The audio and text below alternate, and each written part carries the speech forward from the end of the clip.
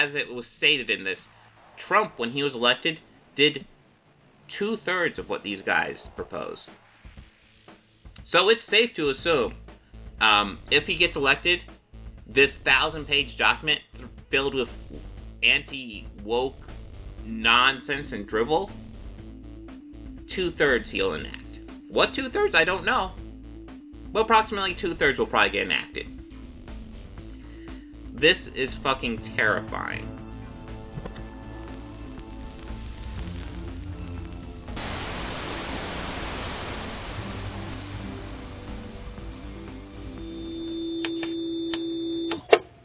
Hey guys, I need you to do me a favor.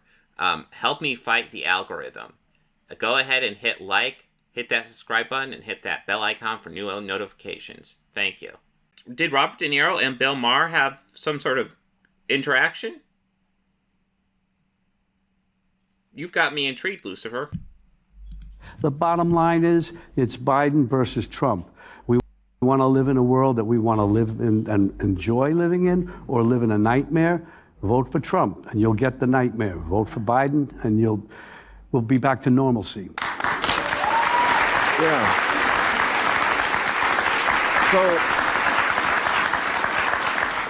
So why is Trump winning? I mean, the New York Times poll this week came out, and maybe this will change it with the State of the Union address, but Trump was beating him rather soundly. It was quite a warning light, 48-43, also winning way more among women than he had before, winning outright Latinos. What do you attribute that to? I don't know. I just don't want to feel the way I did, and many of us don't, after the election in 2016, where we couldn't believe that it happened. The guy is a total monster. And anybody, I don't understand it. I guess they get behind that kind of logic. They want to fuck with people.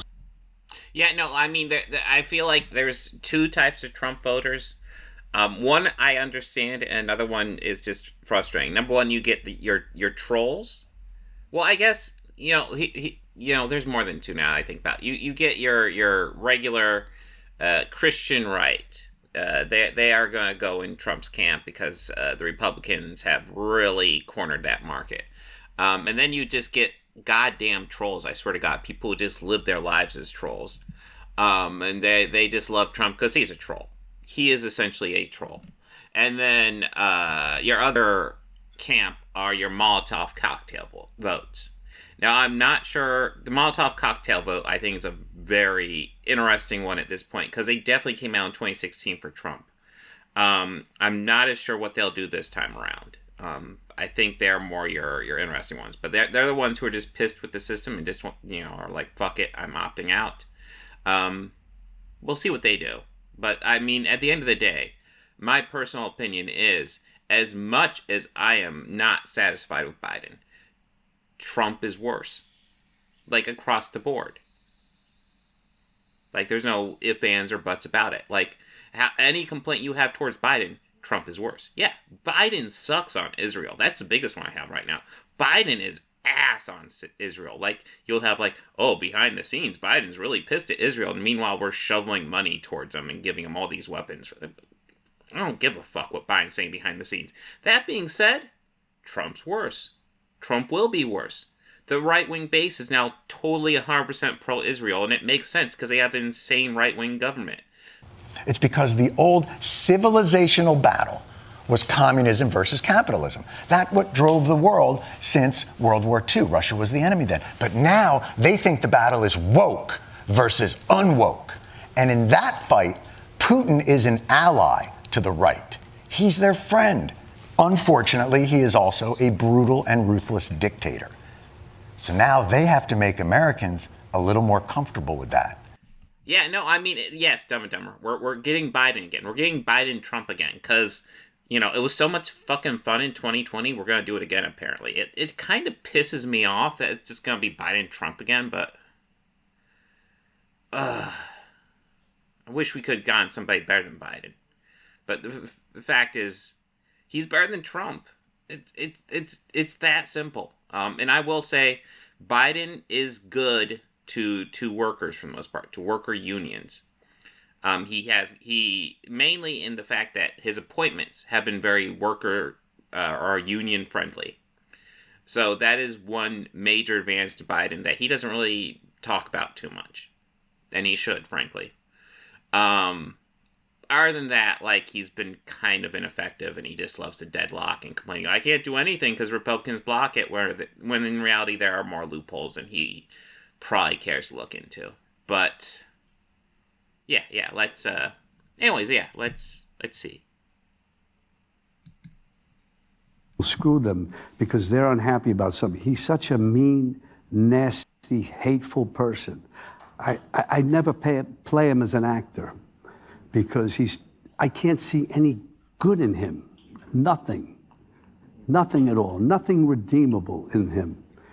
And we have to, and whoever the people are who want to vote for him, and they look like intelligent people around there. Somebody, for some reason, it can't be. It cannot be. If he wins the election, you won't be on the show anymore. He'll come looking for me. There'll be things that happen that none of us can imagine. Project 2025. If you are not familiar with Project 2025, look into it. It will make you a Biden voter pretty fucking quickly. Project 2025 is, I believe they're Project Veritas, or maybe just Veritas, but they're a right-wing dark money group, essentially. They're pumping money into this Project 2025. And the idea behind it is, if Trump wins the 2024 election, in 2025, they will just get rid of the elections and instate him as essentially the dictator of the United States of America. Heritage Foundation. Okay, well, here is the page. Project 2025. They brag about this, essentially.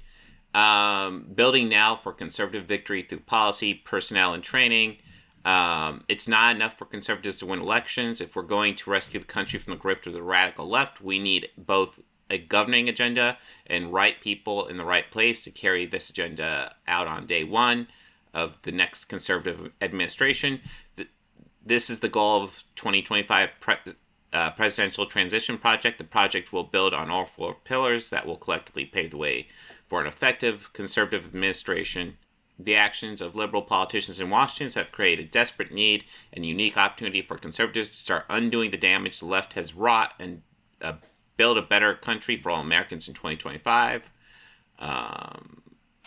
It's not enough for conservatives to win elections if we're going to rescue the country from the grip of the radical. That's terrifying. They keep on saying it's not enough for conservatives to win elections. What's the alternative you're pushing? The project is an effort of a broad coalition of conservative organizations that have come together to ensure a successful administration begins in January 2025 with the right conservative policy recommendations and properly vetted and trained personnel to implement them. Transition is being organized by Heritage Foundation. Yeah, it's definitely Heritage Foundation. And builds off Heritage's longstanding mandate for leadership, which has been highly influential for the presidential administration since the Reagan era. Most recently, the Trump administration relied heavily on the Heritage mandate for policy guidance, embracing nearly 2/3 of Heritage's proposals within just 1 year of office. So, it sounds like Heritage Foundation proposes something, or it's a 2/3 chance Trump will take it. The time is short. The conservatives need a plan. The project that will create a playbook of actions to be taken in the first 180 days of the new administration to bring quick relief to Americans suffering from the left's devastating policies. Mandate for leadership. The conservative promise. Lots of redundant stuff. All right. History teaches that president's power to implement an agenda is at its apex during the administration's opening days. To execute requires a well-conceived, coordinated, unified plan and a trained and committed cadre of personnel to implement it. In recent election cycles, presidential candidates normally began transition planning in the late spring of the election year or even after the party's nomination was secure. That is too late. The federal government's complexity and growth advance at a seemingly logarithmic rate every 4 years. For conservatives to have a fighting chance to take on the administrative state and reform our federal government, we must work to start now. The entirety of this effort is to support the next conservative president, whoever he or she may be. All right, Pillar 1. Put in one place consensus view of how major federal agencies must be governed, and where disagreements exist, brackets out those differences for the next president to choose a path. Personnel database that allows candidates to build their own. Okay, so they're like just gonna hand them people to be in the administration. Well, that's actually kind of common, although frustrating. Oh my God, there's more stuff. Conservative values. We've been taken over by the radical left. Da da da da da. They're going to restore the family as a centerpiece of American life and protect our children, because people are against protecting children now, apparently. Well, I mean, we all know what this is all fucking dog whistle shit right here at this point. Dismantle the administrative state and return self-governance to the American people. Okay, like abortion rights. Defend our nation's sovereignty borders. Secure our God-given individual rights to live freely, what our Constitution calls the blessings of liberty. Oh my God. This whole thing, let's bring the American family to the middle. It's like, what? Okay, here we go. The next conservative president must make the institutions of American civil society hard targets for woke culture warriors. This starts with deleting the terms sexual orientation and gender identity, diversity, equity, and inclusion, gender equity, equality, gender equity, gender awareness, gender sensitive abortion. Gender sensitive is one term, and then abortion is another term. Reproductive health, reproductive rights, and any other term used to deprive Americans of their First Amendment rights out of every federal rule, agency, regulation, contract, grant, regulation, and piece of legislation that exist. So those terms deprive Americans of their First Amendment right? How? The fuck? Like, they're just talking about getting rid of pretty much every single thing that has these terms in them? Like, what the hell? Jesus. Okay. Pornography manifested today in the omnipresent propagation of transgender ideology. What the fuck are you talking about? Pornography and... It's like that's all they can think of when they think of transgender people. Fucking porn? What the? No. They're not the same thing. Pornography manifested today in the omnipresent propagation of transgender ideology and the sexualization of children, for instance, is not a political Gordon knot inexorably binding up disparate claims about free speech, property rights, sexual liberation, and child welfare. Has no claim to the First Amendment protection. Its purveyors are child predators and misandrist exploiters of women? Are misogynistic exploiters of women? What? Trans? Oh my God. Their product is as addictive as any illicit drug and as psychologically destructive as any crime. Pornography should be outlawed. Oh my God. Pornography should be outlawed. Are you... the people who produce and distribute it should be imprisoned. Educators and public librarians who purvey it should be classed as regarded sex offenders, and telecommunications and technology firms that facilitate it spread should be shuttered. Wow. Holy shit. Whoa. Yeah, no, thank you, Dean. Yeah, it comes off like Rorschach's journal on here. Fuck. Oh my God. Okay, in our schools, the questions of parental authority over their children's education is a simple one. Schools serve parents, not the other way around. That is, of course, the best argument for universal school choice, a goal all conservatives and conservative presidents must pursue, which sounds like... actually, that just sounds like talk to get rid of public schools and start doing the charter schools and shit like that.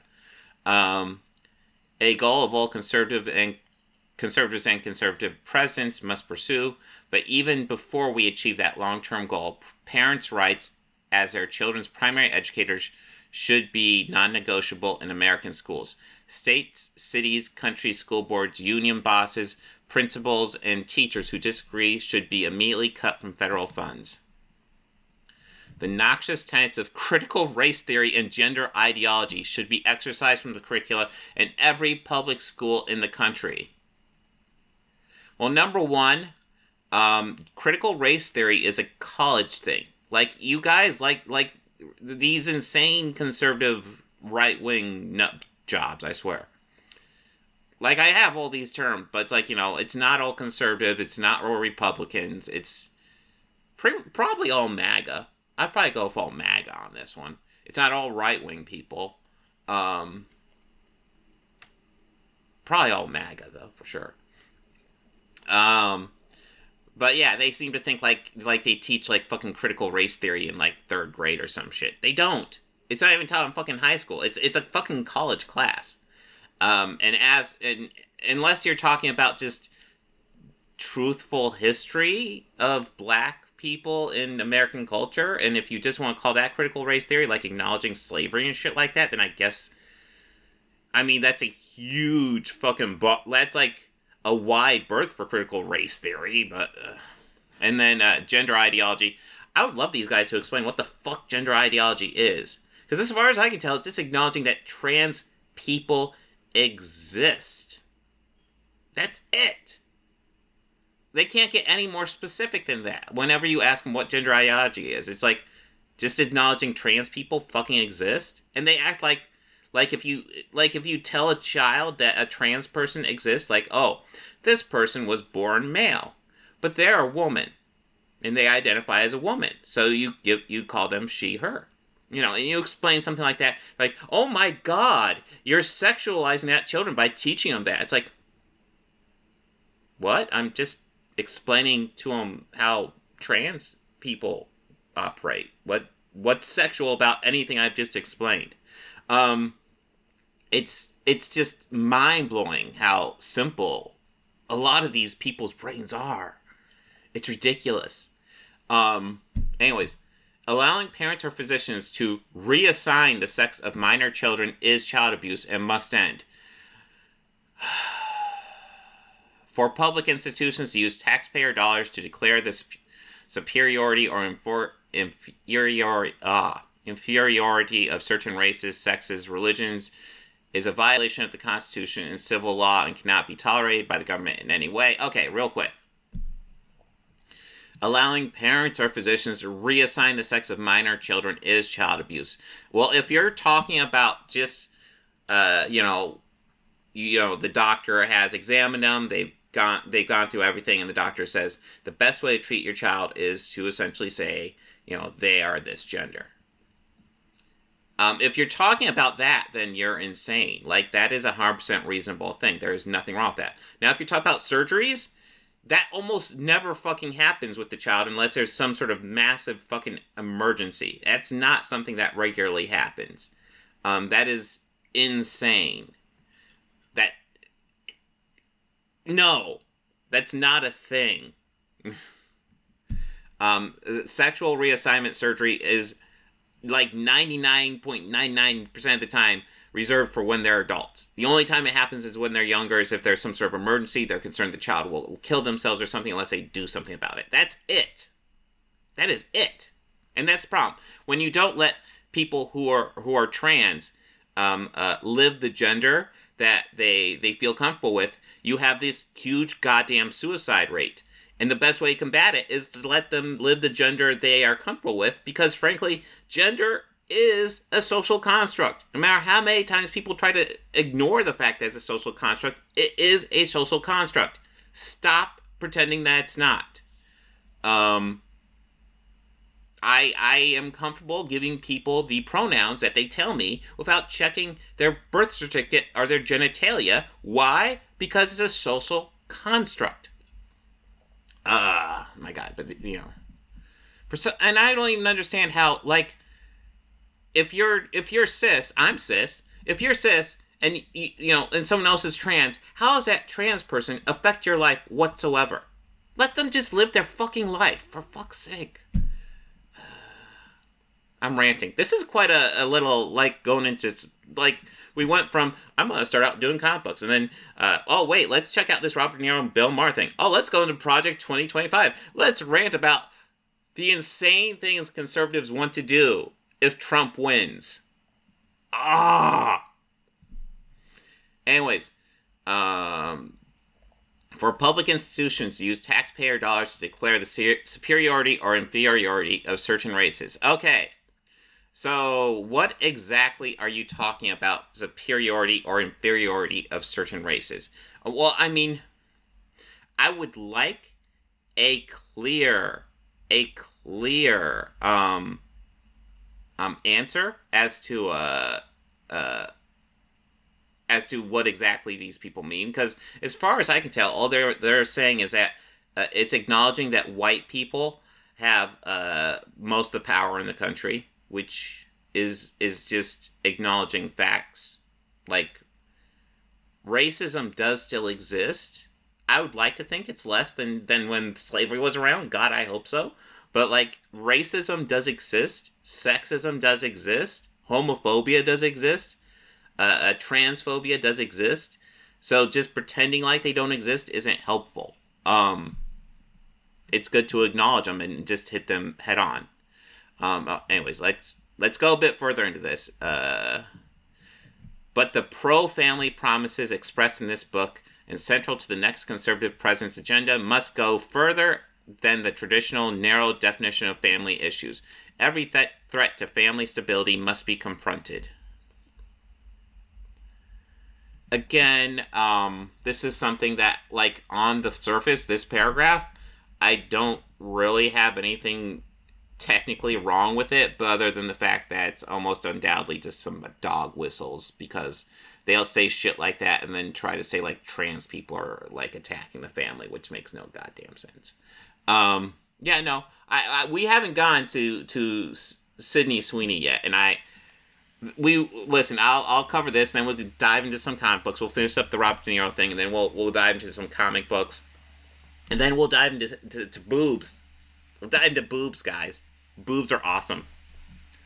We'll maybe compare some anti-woke boobs to some woke boobs. Figure out which boobs we like better. I figure everybody has a type of boob they like, woke or anti-woke boobs. You know, I think it's all good. Alright, this resolve should color each of our policies, consider our approach to big tech. The worst of these companies prey on children like drug dealers to get them addicted to their mobile apps. Many Silicon Valley executives don't let their own kids have smartphones. They nevertheless make billions of dollars addicting other people's kids to TikTok, Instagram, Facebook, Twitter, and other social media platforms specifically designed to create digital dependencies that fuel mental illness and anxiety to fray children's bonds with their parents and siblings.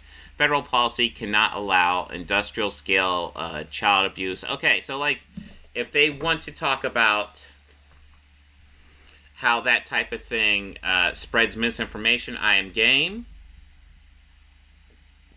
100% game, but they're not, because misinformation is how they get their shit out there. They are 100% just talking about, like, essentially their whole thing about, oh, you know, it's you know, this type of thing is spreading, like, gender ideology and shit like that, which still need these guys to explain exactly what gender ideology fucking is. Here we go. Finally, conservatives should gratefully celebrate the greatest pro-family win in a generation, overturning Roe v. Wade, a decision that for 5 decades made a mockery of our Constitution and facilitated the deaths of tens of millions of unborn children. But the Dobbs decision is just the beginning. Conservatives in the states and in Washington, including the next conservative administration, should push as hard as possible to protect the unborn in every jurisdiction in America. In particular, the next conservative president should work with the Congress to enact the most robust protections for unborn that Congress will support while deploying existing federal powers to protect innocent life and vigorously complying with statutory bans and federal fundings of abortion. Conservatives should ardently pursue these pro-life and pro-family policies while recognizing that many women who find themselves in immensely difficult and often tragic situations and the heroism of every choice to become a mother. Alternative options to abortions, especially adoptions, should receive federal and state funding. Okay, real quick. Alternative options to abortions, especially adoptions, should receive federal and state funding. Cool. That is one line that I can get 100% behind. But it doesn't mean you outlaw abortion. Abortion is sometimes medically necessary to save the life of the mother.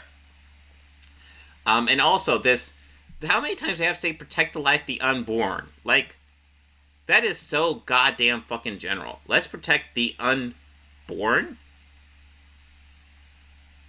Like, how far do we want to take that? Is that just a fetus? Are fetus people now? Are sperm people now? Are eggs people now? How far do we want to take this? The unborn is such a goddamn general term, and there's a reason why we treat birth as such a big event, because being unborn is like not. There's so many states to being unborn that it gets ridiculous, and these people never have a clear answer to that. Anyways, this is the big one. I'm pretty sure it's the big one I want to go into before we finish up Robert De Niro and then get to it. But anyways, promise number 2, dismantle the administrative state and return self-governance to the American people. Of course, the surest way to put the federal government back to work for the American people is to reduce its size and scope to something resembling the original constitutional intent. Yeah, because we don't want to evolve how our government runs at all. Conservatives desire a smaller government, not for its own sake, but for the sake of human flourishing. But the Washington establishment doesn't want to constitutionally limited government, because it means they lose power and are held more accountable by the people who put them in power. Like restoring popular sovereignty, the task of reattaching the federal government's constitutional and democratic tethers called to mind Ronald Reagan's observation that there's no easy answers, but there are simple answers. In the case of making federal government smaller, more effective, and accountable, simple answer is the Constitution itself. The surest proof of this is how strenuously and creatively generations of progressives and many Republicans insiders have worked to cut themselves free of strictures of the 1789 Constitution and subsequent amendments. Consider the federal budget. Under current law, Congress is required to pass a budget and a 12-issue specific spending bill comporting with it every single year. The last time Congress did so was in 1996. Congress no longer meaningfully budgets, authorizes, and categorizes spending. If we're talking about federal government, it's. I'll tell you a secret about federal government. Federal government, they don't kind of need to budget. Like, federal government makes money, and the only reason not to just pump it out there is inflation. That's it. The only goal with the federal government with budgeting would be to figure out like how to minimize inflation. The whole point of tax the federal government is to take money out of circulation, which is why the federal government needs to be taxing the shit out of the rich. When the federal government taxes the lower class and even the middle class, it makes no fucking sense. They should be pretty much exclusively taxing the rich. Anyways, instead, party leaders negotiate one multi-trillion-dollar spending bill, several thousand pages long. By the way, this document I'm looking at is nearly 1,000 pages long. We're not going to get that far into it. So complaining about long documents is fucking stupid. Then vote on it before anyone literally has had a chance to read it. Debate time is restricted, amendments are prohibited, and all this is backed up against a midnight deadline when a previous omnibus spending bill will run out and the government will shut down. Okay?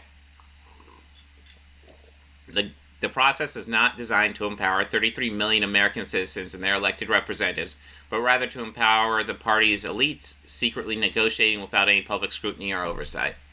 Okay. Sure. In the end, congressional leaders' behaviors and incentives here have no different from the global elites, insulating policy decisions over the climate, trade, public health, you name it, the sovereignty of national electorates. Public scrutiny and democratic accountability make life harder for policymakers, so they skirt it. It's not dysfunction, it's corruption.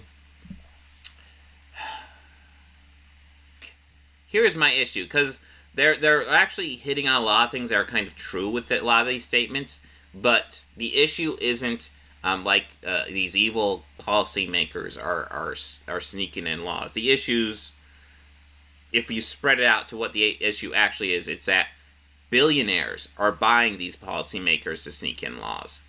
That's the biggest issue. Now, to keep in mind, the right wing is pretty much entirely bought and paid for by billionaires, so they're not going to mention that. The term administrative state refers to policy-making work done by bureaucracies in all federal government departments, agencies, and millions of employees. Under Article 1 of the Constitution, all legislative powers herein granted shall be vested in the Congress of the United States, which shall consist of a Senate and a House of Representatives. That is, federal law is enacted only by elected legislators in both House of Congress. Okay. Yeah? Cool.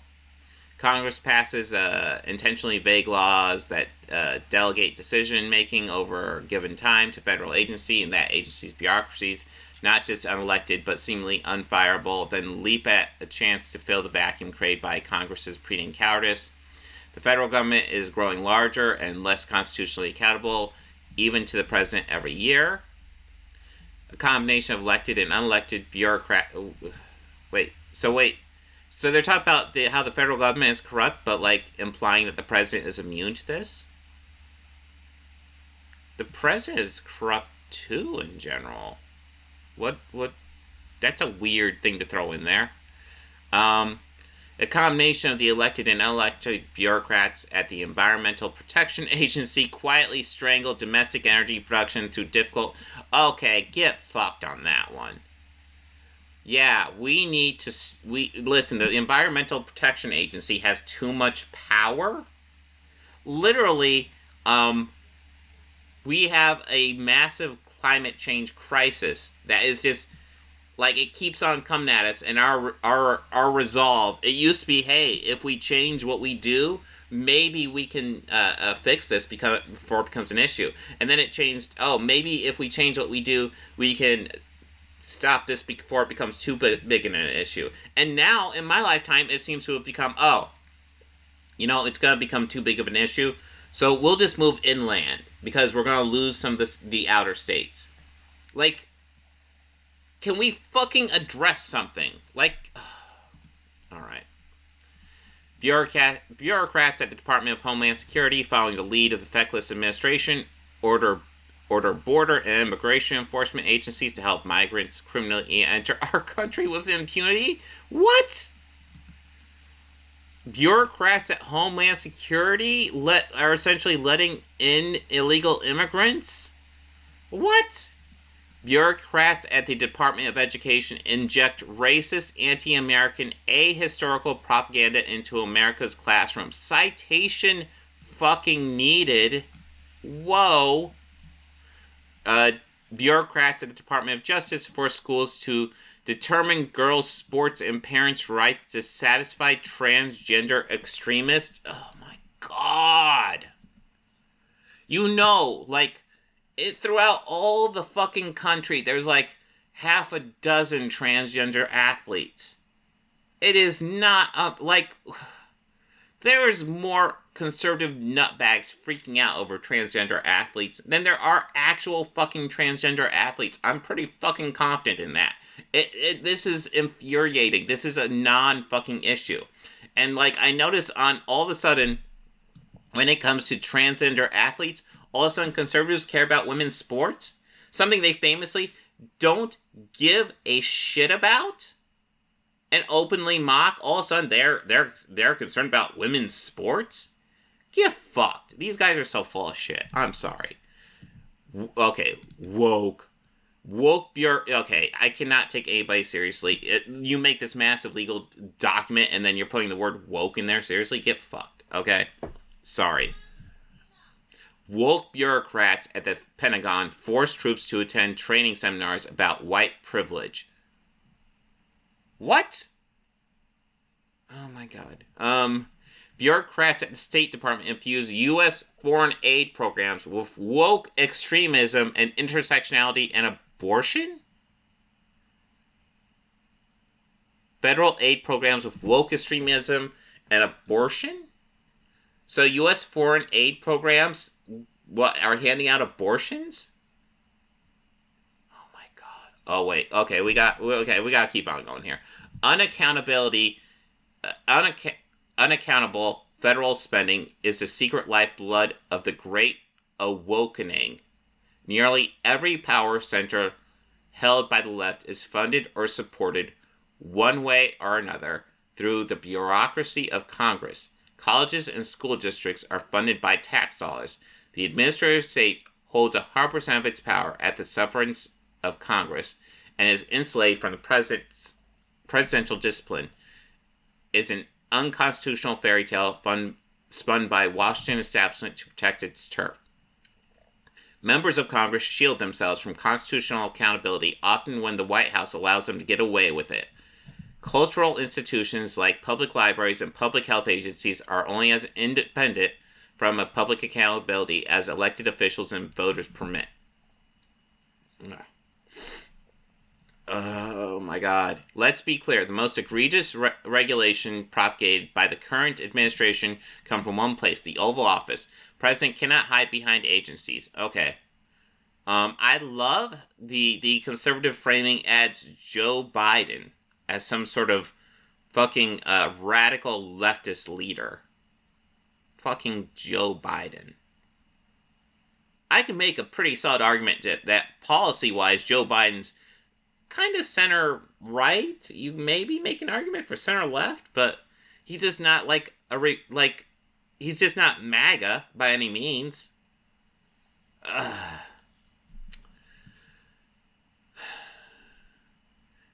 As his many executive orders make clear, his is the responsibility for the regulations that threaten American communities, schools, and families. A conservative president must move swiftly, do away with these vast abuses of presidential power, and remove the career political bureaucrats who fueled it.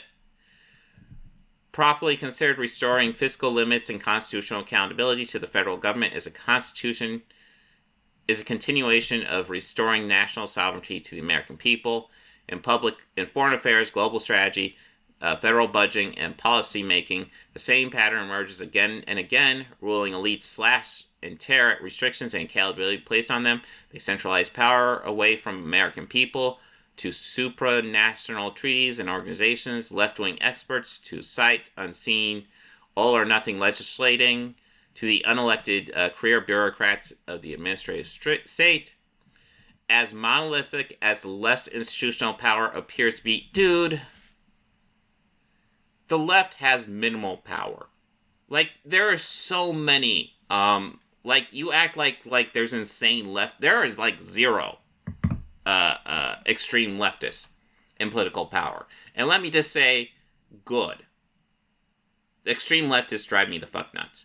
So, when these people talk about extreme leftists in political power, they're probably talking about, fucking AOC or Ilhan Omar, who are just essentially progressives. And you know what? I'm typically behind what they push. You know, Bernie Sanders, extreme leftist Bernie Sanders. No, he's just progressive, guys. Take any one of their policies, and compare them to other politicians around the world, and they're just considered, center left people. Now, extreme right-wing people have political power. That's where you get your Marjorie Taylor Greens, your Jim Jordans, your Matt Gaetz, your Donald Trump. Those are white or right-wing nutbags, extreme right-wing figures. The left institutional power. Okay, so, I guess, that's also part of the problem. When they talk about the left, they're not just talking about, even, extreme leftists or progressives. They're also lumping in liberals as well, which are kind of centrist at this point. But, you know what? The difference... I have my issues with liberals, but, the difference between a fucking liberal and a fucking MAGA conservative at this point are so fucking huge. I can talk to a liberal. I can make a deal with a liberal. A liberal will have ideas that maybe I disagree with, but we can have a fucking conversation. If I talk to a fucking MAGA conservative, all I'm getting is fucking talking points. They'll have this fucking talking tree of shit. There's no talking to them.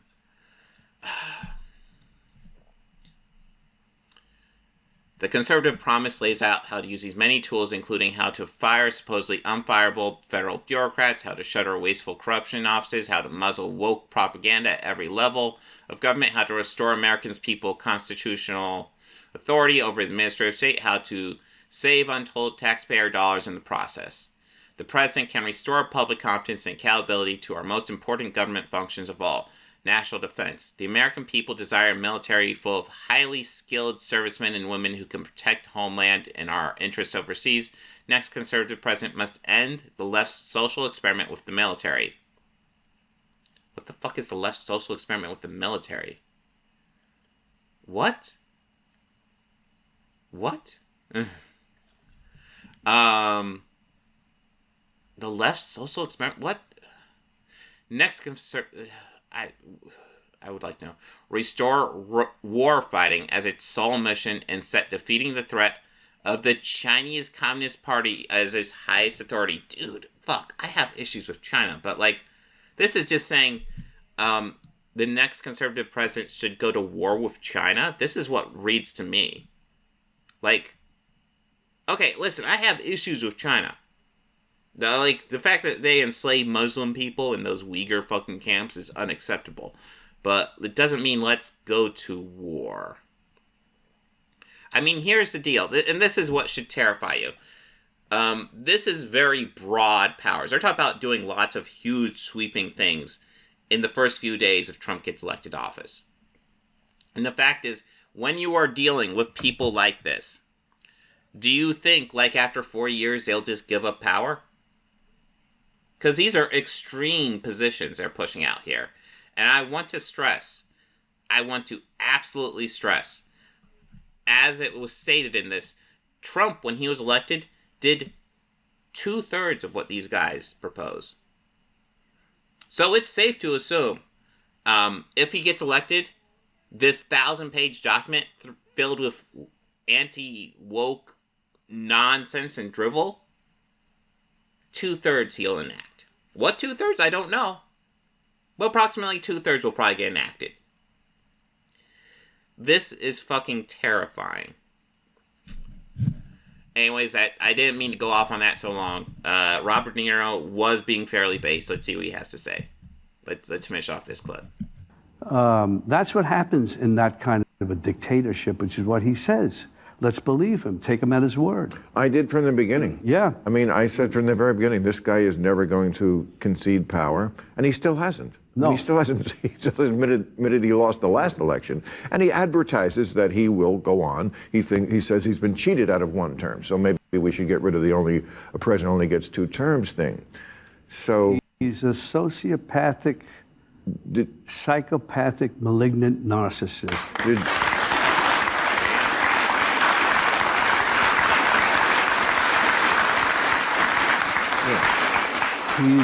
He is a dangerous person. And we have to realize, a lot of people, this audience, but the people who somehow think he's going to be the answer to their prayers, whatever those are. Did you know God him knows. when, as fellow New Yorkers? Never wanted to know him. Never wanted to? No. You must have crossed. He was an idiot. He does strike me as very stupid. I mean, the thing about Donald Trump is that, like, yeah, he is a far-right figure, and he is the leader of the far-right right now. Don't make any mistake about that.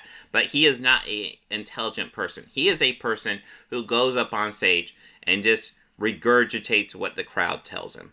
He's like, oh, the crowd wants me to say this. I'm going to say this.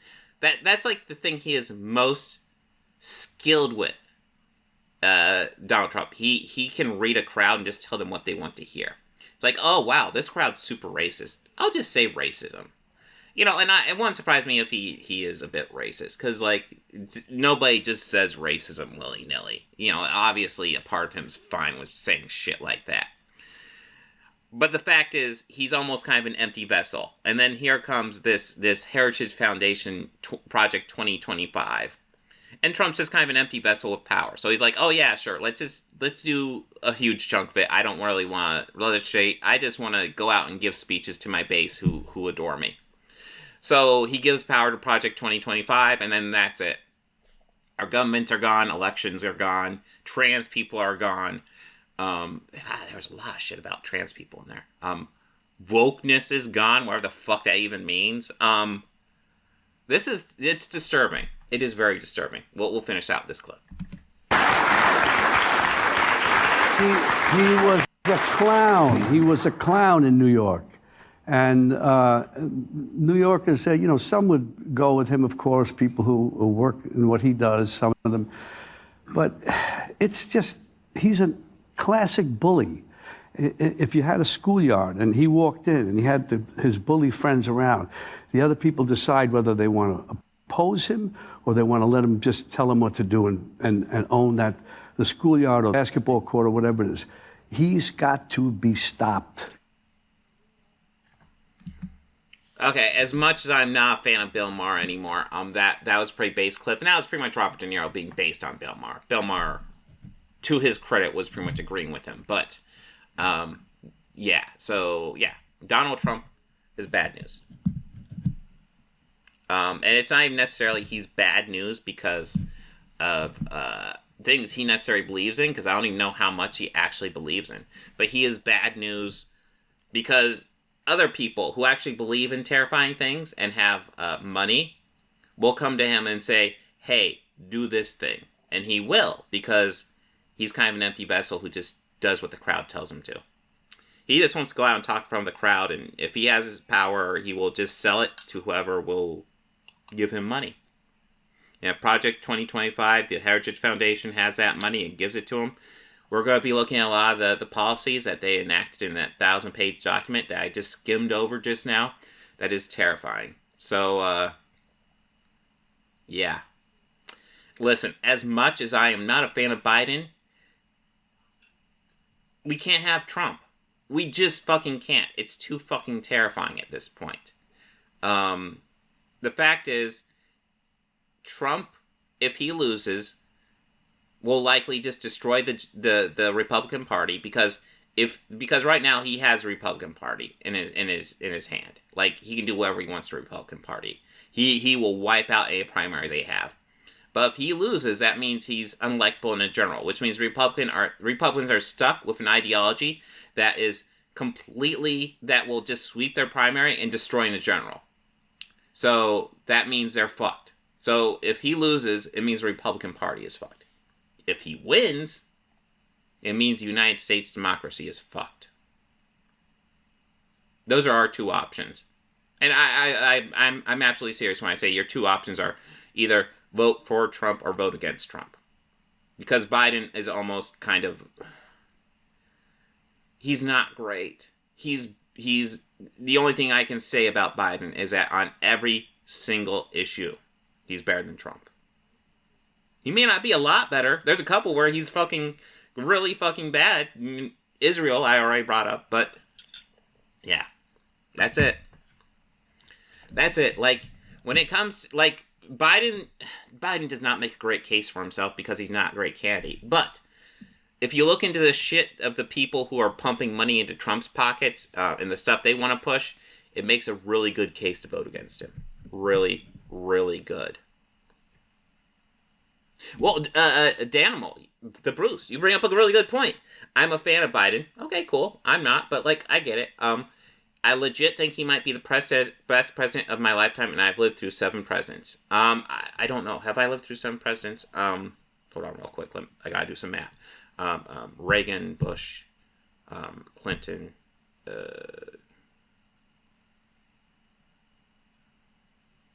Bush, Obama, Trump, Biden. So Biden's my 7th president as well. I am not a Biden fan, but I will agree. I actually do think he is probably the best president of my lifetime as well. And yes, Dumb and Dumber, I think Obama is a significantly smarter person. I think he has a much more charisma and a much better speaker. But I think overall, just based on policies, I think Biden's better. I do. I think Biden is milquetoast and could be a hell of a lot better. He could be like one of the best presidents of all time. But I think when I say he's the best president of my lifetime, I think for me, I'm just noting how disappointing the presidents of my lifetime have fucking been.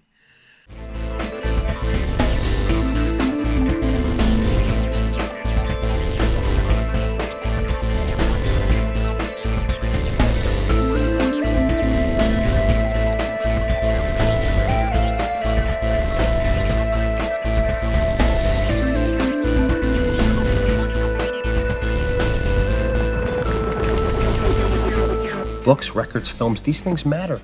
Call me shallow. It's the fucking truth.